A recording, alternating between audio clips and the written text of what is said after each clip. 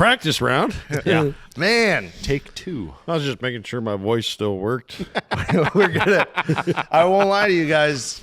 You guys missed out greatly. We had 20 minutes of genuinely fantastic podcasting. If you call in right now for $19.99, we'll send you the 10 minutes of lost footage. It's echoey terribleness. The lost episode. No, it's echoey terribleness. No, my phone auto-connected to Hindenburg. So the you know what? People who listened to our first episode ever, they would have been like, "Oh, it's just like the first episode again." Remember all the mic problems we had? It was so no, because we re-uploaded a different version of it. I know, but I'm just you saying, can find it on YouTube, and it's bad. It's bad. I bet you Jimmy Spilker's been listening that long, and he probably heard the OG. I mean, people occasionally go Episode back 1. to the beginning and listen to it. And it's just not a good life decision to go back. You're just going to waste an hour of your life. So many of those early episodes, the topics were so good because we literally hadn't done any yet. So we could cherry pick the coolest topics in the world. Yeah, that's true. That's true. What I mean? Yeah, like the mammoth meatballs or the super hogs. And I would eat those. Carter though. Niemeyer with the wolf reintroduction to the West. That one all was that super stuff. fun. Yeah, before. Well, we hit podcasting right as it blew up. But literally the difference between us and every Joe Bro who had, a microphone in their basement, there was one big difference, and it was that my dad continued to pay for it. Honestly, probably a year of nothing, no ROI, except a couple cool relationships, which is definitely worth it. But honestly, the first year. Also the way, you were talking with people who were looking for seed a lot of times because we were in the same. Well, but even then, the first year, it didn't. Those people they didn't call, till fair enough, till later. But that's how we met Doug. It's how we had the privilege of hanging out with Howard Vincent, Bob St. Pierre, Travis Frank. It was the way to be. And we would not be here without those people. No, literally, I don't know if we'd. I mean, there's many others. Skip Sly. I don't know if we'd still be in business without them. Literally. Yeah, those people. But I do really want to rehash this scammer story. But we told it once, so I think we can tell it faster this time. Tell it faster. What's probably going to a little happen bit is better. we're just going to do like the Cliff Notes. So then, guys showed up. Yada, yada, yada. Well, first of all, thank you everyone who bid on the auction, who went, looked for some stuff, and thought that we might have stuff that you want. Thank you for doing that. That was a big deal to us. We got to tell you about this scammer, this guy who tried to walk off with $6,000 worth of equipment. So what happens is this guy named Gus, he calls me. And right after the auction, hey, I won immediately after the auction. Minutes. Hey, I just won 2 of your Alice Chalmers 185s. And it was an entirely online auction. So this is kind of, I'm sure it happens, people call that quick, but not not like your typical Well, he had situation. a good excuse. He had when I was listening to him, I was like, okay, that's reasonable. He called, hey, my buddy Brad is actually in your area. I'm in Wisconsin. He has a empty flatbed. I'd love to get him on there while he's down there. Just help me out, And he was a super nice guy. And I was like, okay, well, I'll see what I can do. Kent was already having a terrible day. It wasn't really going well. And he wasn't showing up immediately. He was showing up the following day. Oh, that's right. That was. Hey, can I show up tomorrow? We're already doing it. We're cliff nosing what we talked about earlier. Just slow down. And so I'm going back and forth with Kent and Judd, trying to figure out details. Hey, is this going to work? And I'm in Des Moines, and Gus calls me 7 times, literally. Oh, that's right. Yeah, he just kept calling me, hey, is this gonna work? Is it not gonna work? And I'm in Des Moines doing something for a coffee shop with my wife, and so I can't be responsive for every second. And then a few hours later, I get a call from Kent, and he explains what had happened that afternoon. Why don't you fill him in? Remember, Gus was gonna call because like you said, his friend Brad he also called Judd, and now we had the 2 different names. Well, I didn't know any of this is going on. All I knew is that a guy was saying, hey, I want to pick up tomorrow, which is a heavy lift, literally. Yeah, it's a heavy lift. Because also, it's worth saying that he told Judd that his name was Max. Right, he used 2 different names. He used 2 different names, but that his friend Brad was going to pick the stuff up. Yeah, and so I didn't know the sketchy stuff was happening, and I think you guys were probably just starting. You and Judd were probably just starting to be like, it's kind of weird, but there wasn't anything glaring yet. The glaring thing showed up. Well, and let me just explain. When you call to do a next day pickup, it's not like he was coming to get a box, a few boxes. He's getting 2 tractors. Yeah, he's getting 2 non-running tractors. And that's key because there's only one way, or not one way, but there's only a few ways to get non-running tractors onto a trailer, right? And he did not have a giant winch. Yeah, he did. That would have been great. He did not have the number one way, which is a giant winch. And so it was going to be a big deal, right? A lot of chains, a lot of pushing and pulling. And these tractors are frozen to the ground because we had this warm up, everything got soft and thawed out, and then it got real cold again and everything froze back to the ground. So you got to be delicate when you're doing that because you can really wreck stuff if you're yanking on it when it's frozen to the ground. So it's surgery with a front loader, and the front loader's got a tire that has, since we last used it, gone all the way down to the ground, sitting on the rim. Ugh. And, we don't know where all of our chains are. Everything's been moved around here recently with everything going on. So it's like, okay, yeah, tomorrow, I guess, it's going to totally change our plans for the week, but you bought them. So, yep, we need to do our part and help you work with them. So, okay, well, tomorrow we'll be messing with these tractors. And I'm cleaning Golden Alexander, which every year there's a species that I have to clean that just kills me. You exhaust all your options, and then you find the one thing that works, and the one thing that works is you keep running it over and over and over again to get like a coffee cup worth of seed. But the seed that comes out is so pure that you can't give up. You can get there. You just have to keep doing it and doing it and doing it.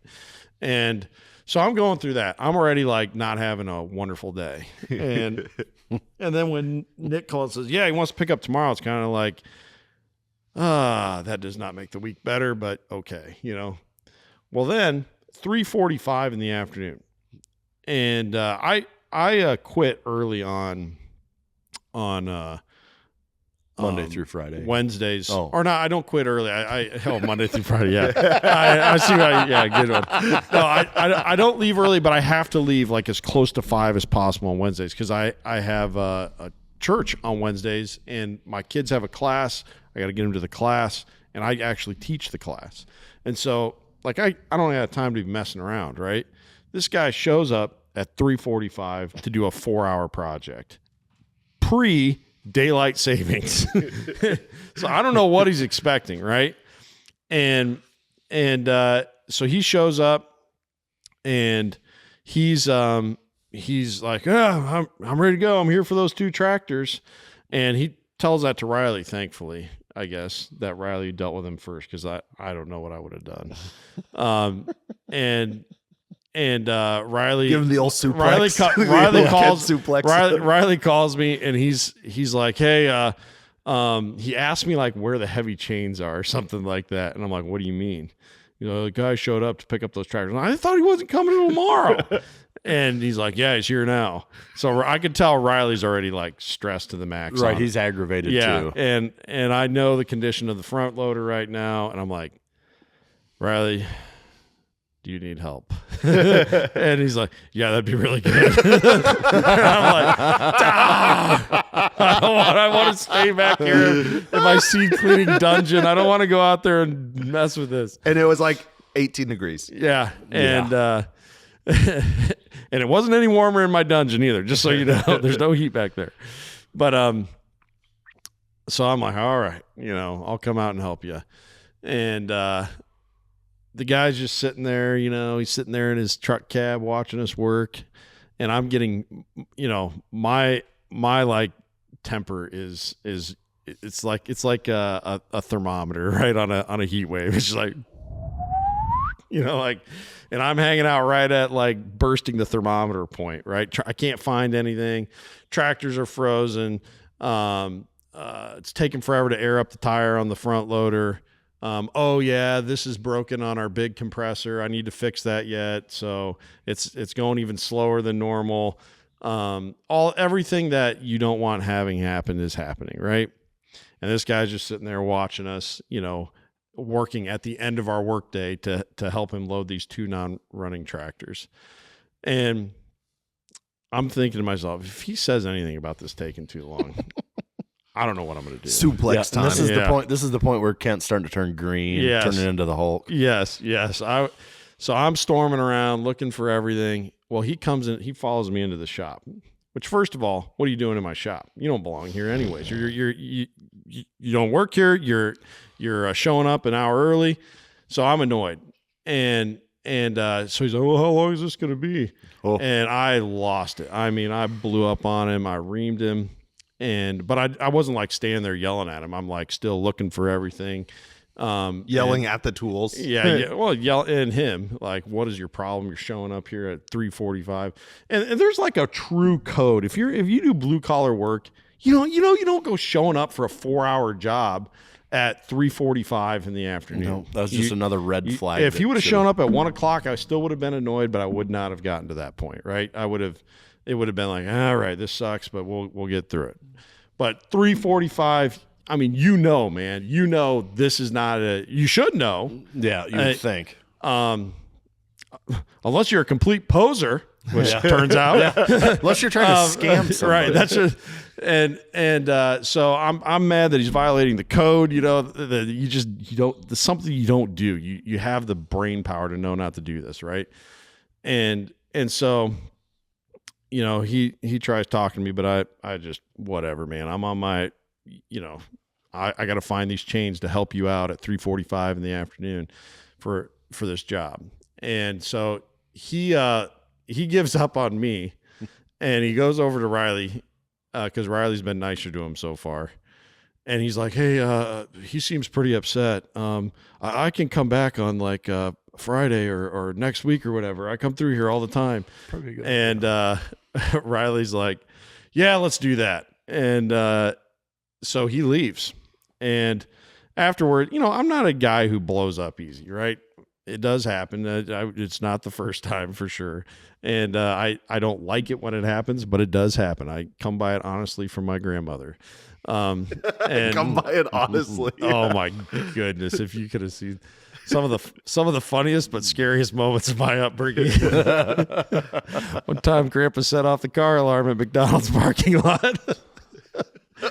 She called him some names. I learned some words. That's the second time your grandma's come up today. Yeah. And it's always revolves around cussing. Yes. I love my grandmother though. She's one of my heroes. She's no longer living, unfortunately. But so it does happen. Like I hate it. And I was feeling bad. In fact, I got the guy's phone number from Riley and I tried to call to apologize to him right afterwards. And he didn't answer, which I thought was interesting. And so I told Nick, I was like, hey, he might say something. I blew up on him. I feel bad about it. But, I mean, come on, 3:45, showing up, load 2 non-running tractors. Yeah, I wouldn't have that felt kind bad. of thing. I wouldn't have felt bad at all. Well, so I'm like, well, I didn't cuss at him. I didn't call him any names. I just raised your voice. I just yelled at him. You're a better man than me, Ken. You're a better man than me. Well, so we have literally 100 items that we're getting picked up, right? And so we kind of forget about them in the shuffle.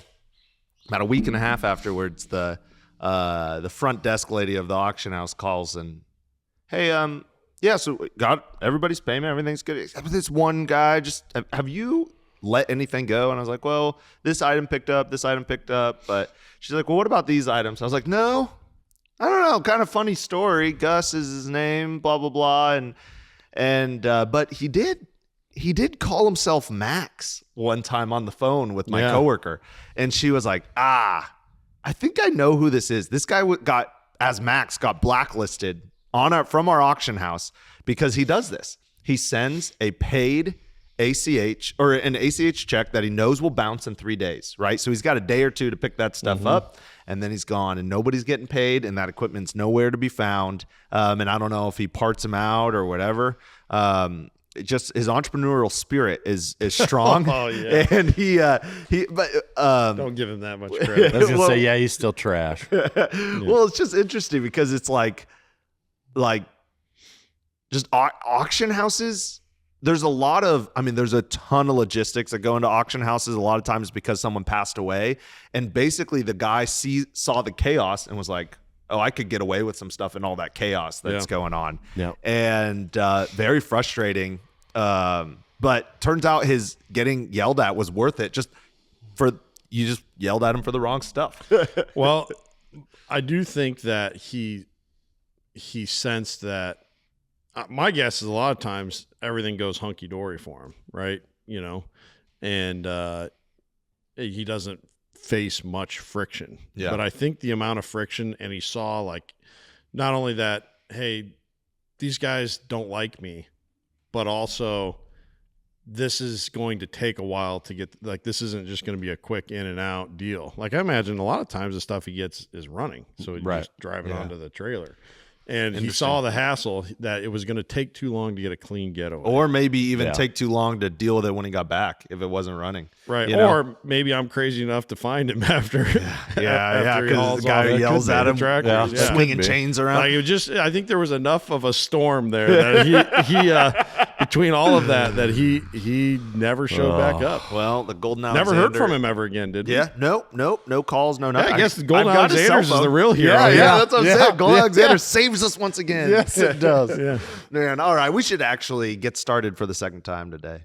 At Hoxie Native Seeds, our mission is to provide native seed and education for landowners and land managers that care about their ground. So the education, we're doing that through the podcast and interviewing experts and the stuff we put out through our website. But the native seed that we provide, whether we grew it or we work with other producers that grew it, we are here to provide that for you. It's what keeps the lights on for us, and it's what we love to do. Most of our seeds grown right here on our farm, hoxienativeseeds.com. Oh, and if you need a little help with consultation, not sure what to put on your ground, we would be happy to help you with that as well. Give us a call, hoxienativeseeds.com. Coffee Time Wednesdays with the Prairie Farm Podcast. Kent, hit us with the jingle.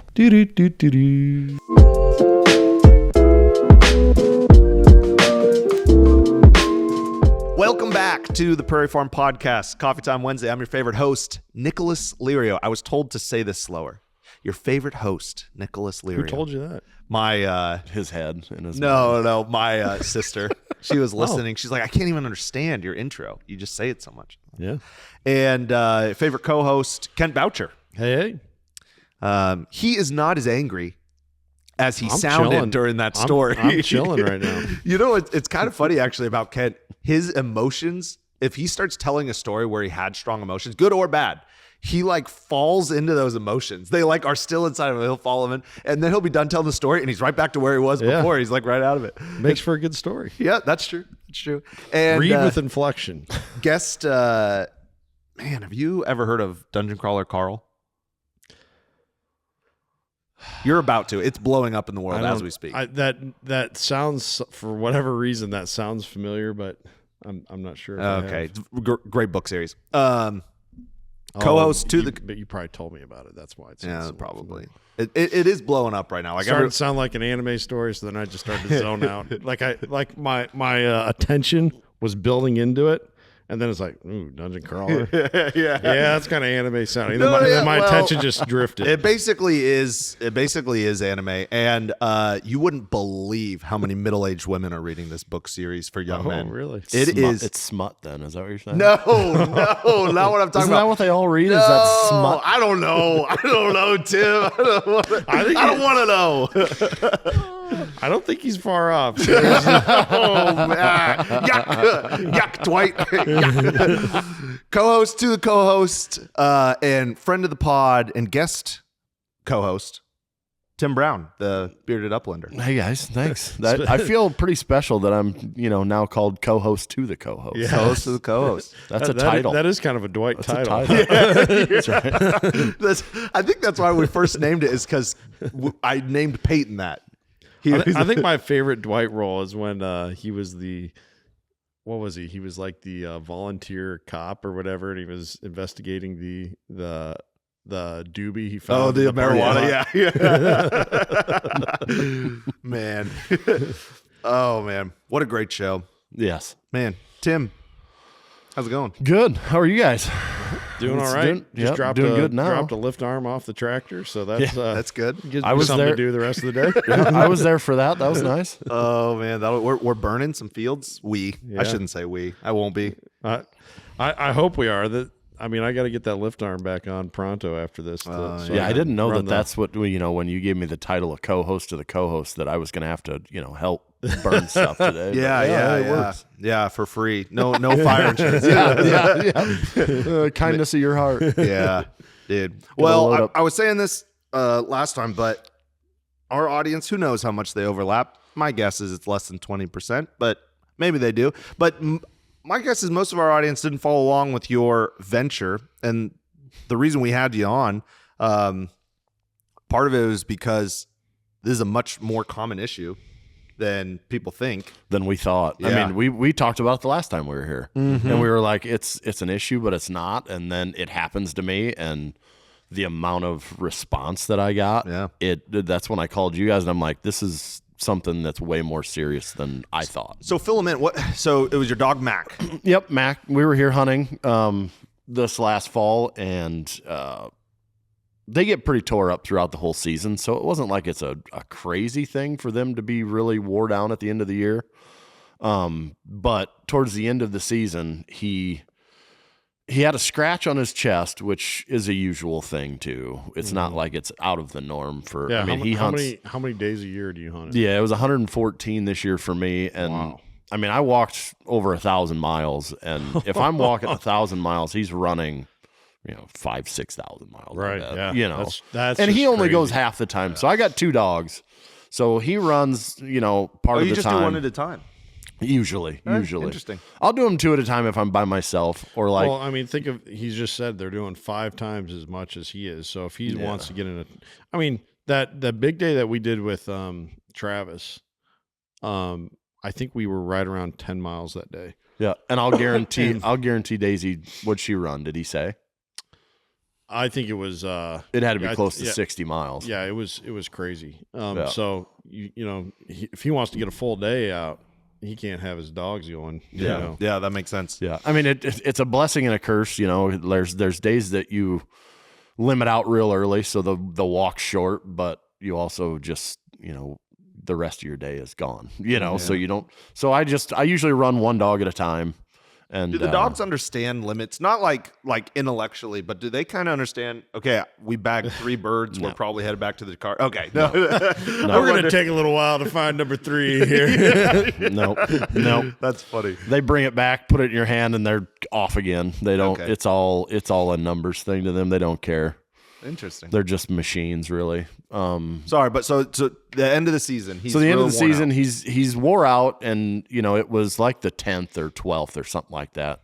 I can't remember the exact date, but he got real lethargic and just was not acting right. So if there's one thing that anybody takes away from this, it's watch your dog, read your dog's mannerisms. That dog. I mean, especially if they're a house dog, exactly how that dog reacts at any moment of the day. And if something's off, pay attention, call your vet, get a hold of them, and try to figure it out and walk through it, right? So he was just acting weird. We thought maybe it was, he might have got an infection from that scratch on his shoulder. And I took him to the vet. He gave him some antibiotics and gave him some pain meds because he was shaking pretty bad, and that's a pretty good sign of there's something going on. So go home, and that was on a Friday. Go home, and the next morning we get up, and he can't jump up in the bed. He can't jump off the bed. I touch him. He won't allow me to touch him, which is way weird for him. And I call the vet, and I said, I gotta have you look at him again. There's something seriously wrong. So we took him down there, gave him some fluids and stuff because he didn't eat, didn't hardly drink anything. Gave him some fluids, did an x-ray. There was nothing on the inside that we were worried about. Like his heart was fine, his lungs were fine. Everything was good on the inside. And he looked at him. He's like, I would seriously go to the emergency vet because I don't have the staff to look over him overnight, And so we loaded up, and him and I went up to, Mac and I went up to the emergency vet in Sioux Falls. He was there for 3.5 days. Wow. I thought I was going to lose him on the way up there. just because of how he was there was no react, or there was no, like the life was coming out of him. You know what I mean? So I got him up there. He perked up a little bit. They messed with him a little bit, and they're like, it might be meningitis. So, and it's all an infection thing. So they were treating it like that. Could that have then been contagious to you if you had meningitis? Or not? Was it meningitis? No, I maybe. I know, like snails carry meningitis. Yeah, and that can go from the snail to a human. I can't remember. It might not have been meningitis. No, it was. It was. So it maybe, but in hindsight, it wasn't that. You're right. Yeah. Because the way he was reacting, and it was in his, in his back and in his shoulder, and that it may have been that. They just weren't sure, but. Like legitimately, there was no vet that really had even thought about it being a foreign body in his body. And that's one thing that I've learned of this whole thing is there's a lot of vets that don't know about this, which is surprising because I had 500 plus messages from people that were going through the exact same thing that I was going through. Didn't have any answers. They would cut the dog open. The vets would cut the dog open to see what was in there and then sew him back shut, and then it's 50-50 kind of thing, It's like, well, there's got to be something better than this. So bird dog doc, Joe, gosh dang it, Spoo is his name. He's a vet up in Sioux Falls. Sent me a message on Instagram, and he's like, I want to call you. Let's figure out what's wrong with your dog. And he talked me off a few ledges. You know how it is when, you're looking at your own health and, you're Googling everything. Don't do that. Don't do it for your dog. Don't do it for you. And things start spiraling out of control in your mind. Your dog's shaking really bad. You probably have cancer. Yeah. It's not just your dog, but you and your whole family have cancer. And you probably also have dementia. So even though you think this isn't this isn't a proper diagnosis, it's because your dementia is telling you that. Oh man. That would work. People would spiral on that. Yes. So he tells me that it's the way his symptoms are. He says it's a grass seed or an awn of some kind. AWN. That's what it is until I can prove that it's not. So that put me a little more at ease, but he was still in pretty bad shape up there. They were giving me, the emergency vet people were great because they were giving me updates 3 hours every day. Every 3 hours they were giving me updates. Wow. And it was good. He got better on Monday, and they're like, you need to come get him because he's raring to go. He's like bothering everybody to pet him and howling and the thing. So he was considerably better than what he was. So they put him on prednisone and they put him on an antibiotic. So with steroids and antibiotics, Joe said that we didn't want to wean him off both of them at the same time because then we're back to square one if something comes back up. So we had to wean him off the steroid. And if you've ever been on a steroid, that is a process. It's a long time. Yeah. And then he wanted to keep him on the antibiotic for extra to, if there was something, it would take care of it. Well, while this is all happening, and I was going back up for regular checkups with him to make sure that everything was kosher. And while all that was happening, he got a sore on his side and like an abscess. And then there was a little thing poking out on the end. And I messed with it and it popped out. And it was, I don't know, it was probably this big, like the size of a wild rice seed. And it looked like it was encapsulated. I sent Joe a picture, and I could not break that thing open for the life of me. So we think that from that scratch, whatever that was had broke off on the end and migrated over his shoulder onto his back, and then it just festered out his side. And because he's back to 100% it was like normal. A thorn or like because we have those. Dang it! What are they? Are they those honey locust trees? Yeah. I know for a fact we hunted a spot that had those the last week. Yeah. So he could have, but who knows? I mean, it could have been anything, really. To maybe be honest multiflora rose. Yep. We don't have a ton of that up there, but it was something. We don't exactly know what it was. It could have been a seed too. It just the way that those seeds work. Canada wild rye, it's got that on it. That little directed towards the soil. Yeah, and it just directs towards the soil and goes in. Well, if you've got a dog that's got long hair, You need to tailgate check every time you go out hunting. You need to comb them out, take a comb with you, comb them all out so there's no seeds in their fur, because that's how it starts. Honestly, that's the way it happened back in when the prairie was going. It got into the bison, and then somehow it fell out of the bison's fur and got put into the ground, and that's how that's how all that stuff works, right? Yeah. So a lot of those seeds are designed in a way where they catch fur. That's like their thing. Yep. If you're thinking about cover crop for your land or your landlord's land or something that you might be managing, you've got to check out Iowa Cover Crop. We have worked with them many a times personally, and even though they're a small company, they are as efficient as any of the big companies that we've worked with. They do a fantastic job and also super educated. Those poor guys, we have pestered them with more ignorant questions than maybe any other company we've ever worked with on anything, and they answer really well and very promptly. We really appreciate them. If you're looking for cover crop, check out iowacovercrop.com. You're not going to regret it. And let them know that the Prairie Farm Podcast sent you their way. And so and with the short hair, I learned that a German short hair, they have a usually goes in their nose or their mouth, and then it gets in their lungs, and that's usually where a short hair has the problem, because they don't really have that long hair for it to stick.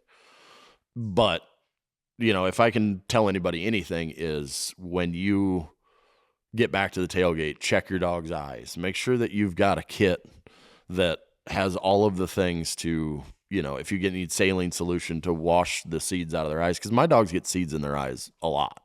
So you just the regular saline solution and just spray them out every time. And do you know? So I've had this question a bunch, and I've heard mixed answers from people. Canada wild rye is kind of the wild rye that's the boogeyman. Virginia wild rye has a totally different shaped seed. Is that still kind of and then of course there's silky wild rye, which silky wild rye might be Very worse similar. than silky wild rye is the number one, the Yeah. bad one. But Yeah. Canada wild rye is for sure. Virginia is probably fine, but if it says wild rye and there's guys that are bird hunting, they just don't. Yeah. They don't even go around. Like Joe has had it happen to his dogs, and he's like, if I see Canada wild rye in any field that I go look at, he goes, I turn around, I don't even go in it. Interesting. So, and a lot of people on my stuff on social media have said, well, Canada wild rye is a native seed. And I agree 100%, and it has its place for sure. But if we're going to, and I'm not calling anybody out, but if we're going to have a seed mix and we're going to sell it to people that bird hunt, I think we have a moral obligation to take that seed out of it. Because or at least let them know what. Yes, let them make understand the make the trade-off. decision. If you're going to hunt Yes. this, then just know that that's a risk for your dog. That's a risk. Yep. And it definitely has its place. There's no doubt about it. But it should be like, if you're doing it for bird hunting and there's a suitable replacement for your area. Well, so it would be a good idea for shady areas. I mean, you have a couple options. You can either have wild rye, or you can pay. Judd and I were just running into this issue the other day. You can pay double, because your replacement for shady areas, a little blue stem can handle it a little bit. I've seen Indian grass handle a little bit, but your real replacement's like Arctic brome and sedges. And sedges those are expensive. And Arctic brome is also, I'd put it right up there with sedges. And so that becomes kind of a hurdle. Now, for some people, it doesn't matter, but in the open areas, if you want a tall grass cover, and we talked about this last time you were on the pod, you'd have like Indian grass, big blue stem, switchgrass, and you can mix some other stuff in there. But what if you're wanting a shorter grass area? What short grasses do well for bird hunting? It just depends on where you're at, because they always mix in little blue stem too with most CRP mixes, Maybe I've June killed grass and some of the drop seeds. I would. Well, do. but I don't know. Would birds hang out in there? Oh yeah. Really? They would be really good nesting cover, I would think. Because that's like what we were talking about before. You've got it's not just one season that you're trying to accomplish on your tall grass, right? Like, you want the winter stuff, which, this is how I was thinking about it the last few weeks. Like, out in, when everything was untouched in Iowa, you had those patches that would be like the switchgrass patch was over here, and you'd have the big, it was like They had their own little like ecosystems and little microclimate that yes, they like. yes.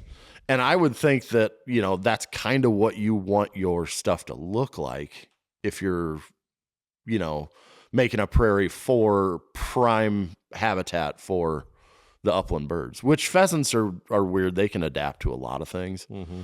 But like if you were, saying you had 20, let's say we had 25 miles of untouched prairie in Iowa, it would be that micro habitats all over the place. And that would be, I'm sure there would be a lot more prairie chickens here. Interesting. So I mean, one of the things that, and we've talked about this before, is like you kind of split it into three things. You've got your nesting pollinator area, you've got your winter cover, and then you've got your food plot. And in terms of food plot, you mostly deal with sorghum. Like, yeah, if we're gonna put a food plot in, we're gonna put the sorghum in.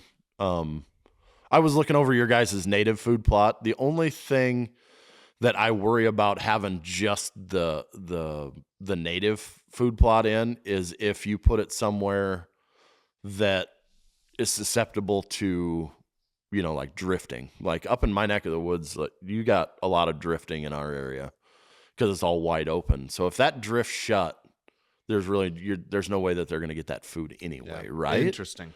So you're saying the sorghum, it keeps its structure long enough that they're able to pull off it, and that makes sense. And they don't even pull off it. I mean, the wind blows and that sorghum will drop down underneath the bottom cover to where they can, because it would remind you of.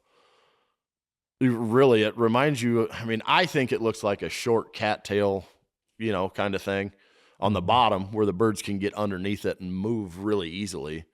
The leaves make a canopy of the snow. Well, those seeds drop down through, and they're on the ground, so the birds can pick that up underneath the cover. Yeah. So it's like a double, because the thing that I don't want my birds to do on our property that we're doing this on is to go out into the open cornfields when there's a ton of snow on the ground and they got to dig for their food. And then the hawks and eagles are, it's just open. It's just open season for them, Interesting. Okay. I wanted to ask you this last time and we didn't get around to it. You've got 5 acres on someone's land, but they only allow you to put in cover or kind of a nesting perennial food plot or a standardized sorghum food plot. And they want to hunt it. What would you have them put in? So do they have any cover around? Good question. No, not much. Just ditches. Just ditches? Yep. And then, but it's all crop ground around them. Crop ground around. I'm putting winter cover in every time. Okay. I'm putting tall grass in. Interesting. Yeah. So there's honestly food all over that crop field. Yeah. And pheasants love corn. I mean, it's a no brainer. Yeah, they just have to survive the hawks and and they do a pretty good job. But if you could do something to where they have to use minimal effort in the harshest time of the year, which is January, February. And right now, I mean, this year not. I mean, it's going to be 90 degrees tomorrow. But yeah, crazy. Like this time of year is when it's really volatile and they get, there's a chance we can still get, 15 inches of snow or something like that. That's just crazy, right? Yeah. So if we can get them healthy to go into spring, especially the hens, I don't really care about the roosters that much. The hens, if we can keep them healthy all through the winter and get them into spring, they're going to lay more eggs. That's just a proven fact that they'll lay their maximum amount of eggs that they can. Interesting. If she's healthy coming into nesting season, it's the best option that we can have. Huh. And you need them to use less energy. You need them to have really good cover so they can survive, and you need food. Yeah, we have a podcast coming out with Thomas Milsna soon, and he talked about how he still uses a forage food plot, even though there's not a guy I know who their job is wildlife habitat consulting and implementation, and specifically tailored to deer. There's not a person who does that for their full-time job, who does a more native plant oriented method of doing that than Thomas, Sure. that I know of. There's tons of guys who own ground that they have very, very much so. But I mean, like, this is his thing. Like this is how he pays his bills, is getting on other people's properties and helping them implement these strategies. And he still does use a forage crop. Like, I mean, for birds, sorghum is one of the most popular, right? I mean, he'd put in a clover or a brassica or maybe even, a standing soybean, standing corn plot. Yeah. And me personally, I can be okay with that, right? I can say, I'd love to see Iowa as she was, right? Oh, absolutely. And that would be great. And that those plants supported the animals that belonged here for millennia and did it just fine. Yep. And they did it just fine without sorghum. They did it just fine without number 2 yellow corn. They did it just fine with. I mean, you go on and on down the list. Number 2 yellow corn. And I like that. But there is no denying that there is an advantage to having a forage crop available to wildlife from a hunting standpoint, for one, right? It pulls them in. Yep. And that's, then there's the whole debate, especially in the deer hunting world. Well, what's the difference between baiting and having a standing corn plot? It's the same. It's the same in that world too. Waterfowl's getting horrible with it right now too. Really? Yeah. Oh, yeah. Oh, interesting. So I mean, that's not what we're heading. Well, for it's the good debate. for the population as well. I can.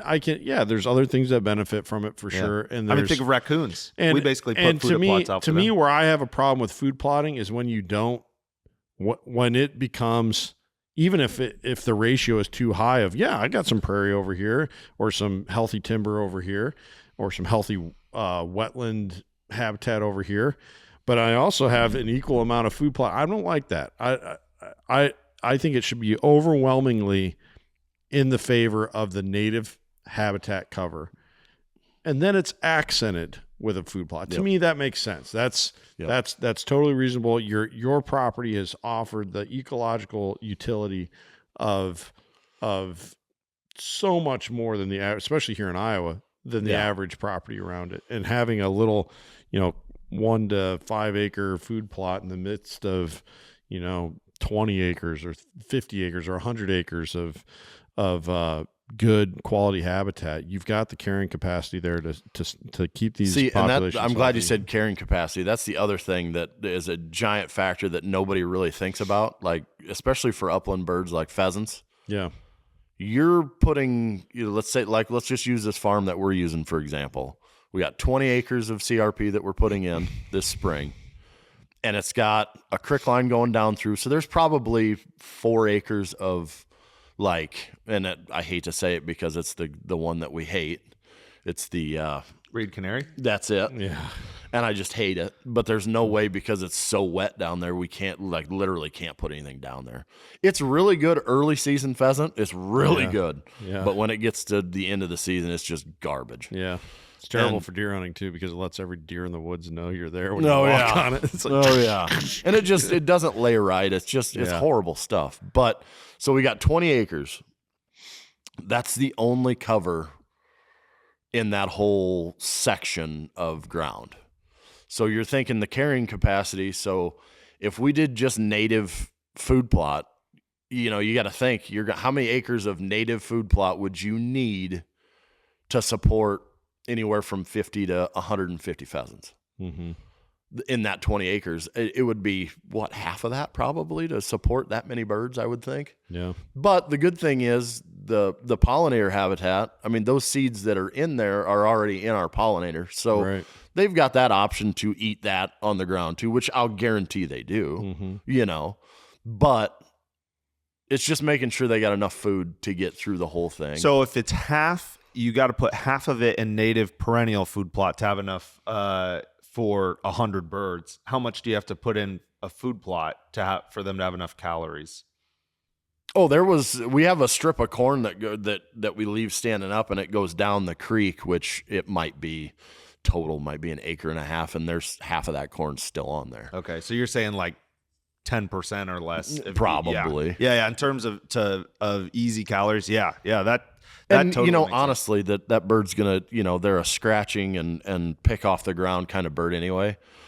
They don't have to search through the grass in that pick cornfield over there. They can just walk along and there's one, and there's one. They don't have anything like hampering their sight. They can see it all. Yeah. So they're gonna go to that cornfield and eat anyway. But it's when they're like on the days that they have to sit in the cover, they're gonna pick at the seeds that are there if there is any. But the sorghum kind of doubles as cover and a food source. Yeah. And I do like sorghum over corn. Our friend Doug likes to say food plots are bringing sand to the beach in the Midwest. There's a very real aspect there to that. Yep.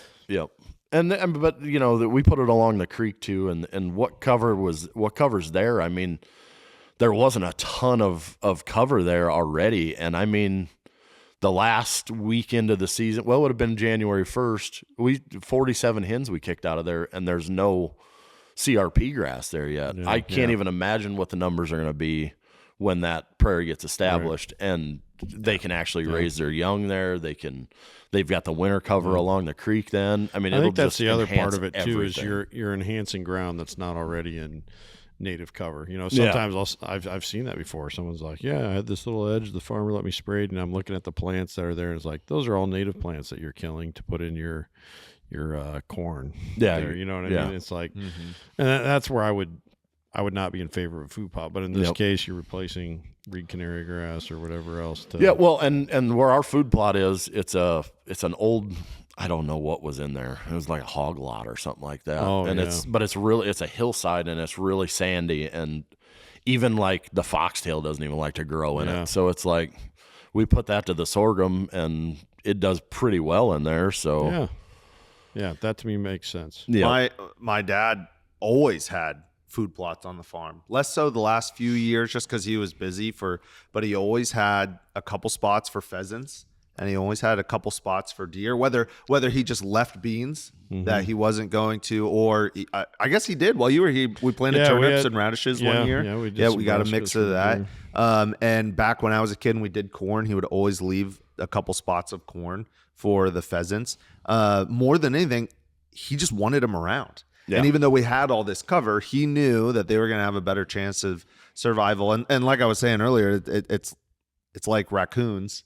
They explode in population because we unintentionally create all these food plots for them, and food plots at the end of the driveway. And the green tub. So that's a whole nother thing. Like the reason that everybody hates raccoons and skunks and possums is because they eat the nests, right? Yeah.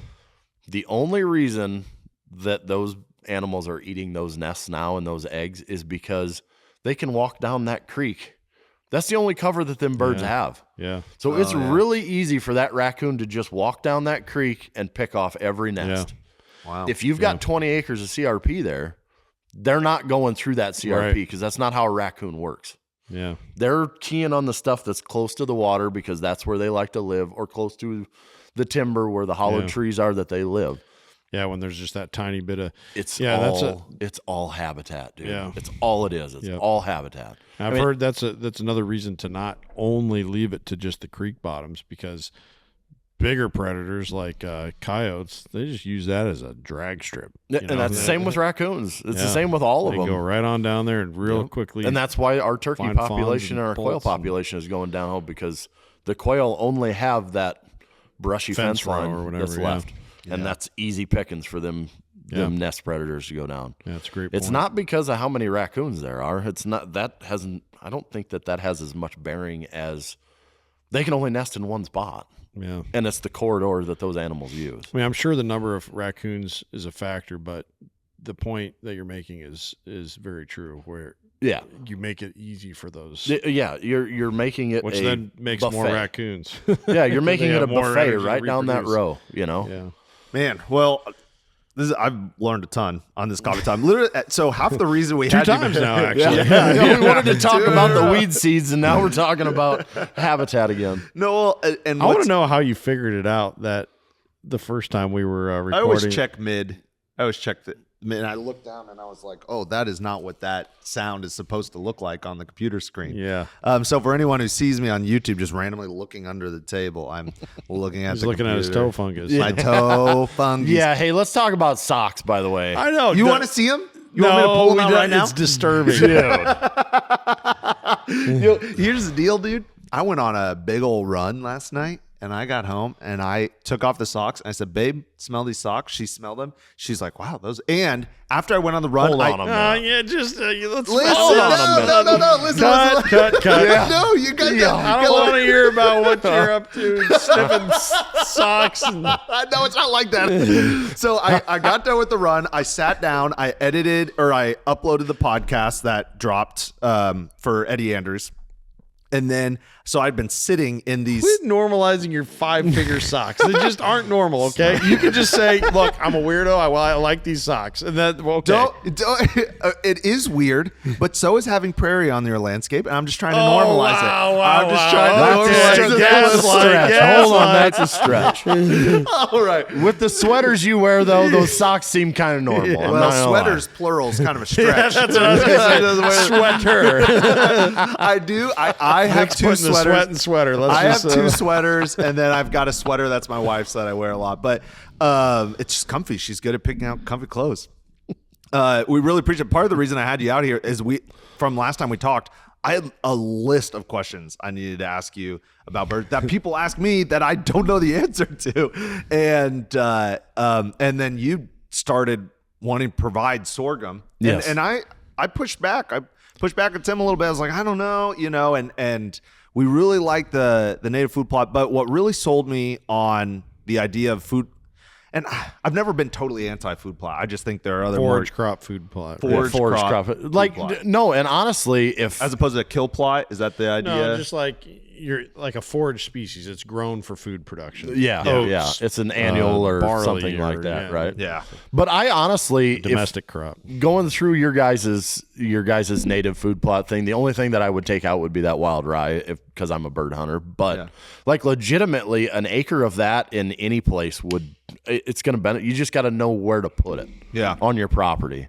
Interesting. Well, because it's more of the flowering and stuff like that. It's more of that stuff. So that stuff's usually not. That's just usually not thick either, right? Yeah. It's not a real thick dent, and it's going to attract all that snow. If you're wanting some native bird dog mixes, we've had them on our website before, and we'll have them again starting in April. We're actually in the middle of a website overhaul. We don't do food plots on our website at all. We don't. I just don't want to mess with them. It's somebody else's world. There's somebody else who knows a lot about them. Turns out that guy is hanging out with us right now, Tim. So if you're wanting some sorghum, where would they even run to? The Bearded Uplander Company.com is my website, and we're going to have it on there. The Bearded Uplander Co. or Company? Company. Okay. Yep. You just honestly just punch in Bearded Uplander on Google, and it's going to be the first one that comes Not a lot up. of Bearded Uplanders. No, I think I got that one in the bag. Man. I think I got that one. That's cool. And if they're wanting to follow you, he does have. I've been shocked how good your content is. Not because I thought it would be bad, but it was even a step above that. And I'll tell you what, Tim, look at my Instagram. I hardly follow anybody. And I don't follow you on Instagram. I follow you on Facebook. And I don't do that with people.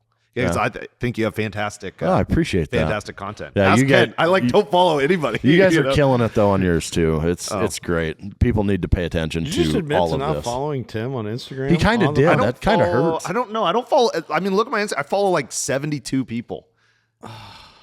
I'm sorry. 72 people, and they're all anime. Yeah, I know. Anime and five-toed sock companies. Since it's anime, half of them are actually cartoon figures. They aren't even real people. They're like, he's following cartoon characters. Oh, you guys want to hear something crazy about data analytics? And then Kent's got to fix this tractor outside. Verizon. If you have Verizon internet and you search up trade in your phones, if you go to T-Mobile first or AT&T first and look at their rates, then you go to Verizon shows you a different website with higher rates. That's how intensely they track all of their data if you have their Wi-Fi, and to the point that they're, you know, really particular in what kind of ads that they're showing you, but they get into your stuff. Wow. You know what I mean? And it does matter. So if you have a good friend that works at Verizon, they know the hacks. Ask them the hacks on how do I get a better price for this. Because literally, if you have a Verizon phone and they see you've called AT&T and T-Mobile numbers recently, the next time you connect with them, it dings on the salesperson's like info place, and it says like offer them a really good deal, like keep them around. You know, So, So there's your just hack. before you're going to get a new Yeah. phone, you just Google everything. Yeah. well, I think it changes. Like they're always changing stuff. So my friend was like, always call me before you do anything, you know, with getting a interesting. new phone or anything. So Kent, so all we got to do is call Nicholas to have him call his to buddy. have him Yeah, call that's it, right. my buddy. Yeah, I'm gonna start charging you guys for a service he's providing. Man, That's fine. That's fine. Really appreciate all of you listening. Hey, don't forget, we've got a forum coming out, the Prairie Farm Forum, where we're gonna have conversations about things like bird hunting, but specifically, what does it take to have native prairie identification? You can ask your questions about how do we grow better prairies, how to preserve better prairies, and maybe even a map of all the public prairies available and pictures that can be linked to that. So we're really excited about it. Check it out it'll be in April. I believe the first week of April, that'll all be going live. It'll still be either the prairiefarm.com or hoxienaveseeds.com. Stay tuned for that. But we appreciate you, and we'll talk to you again next time.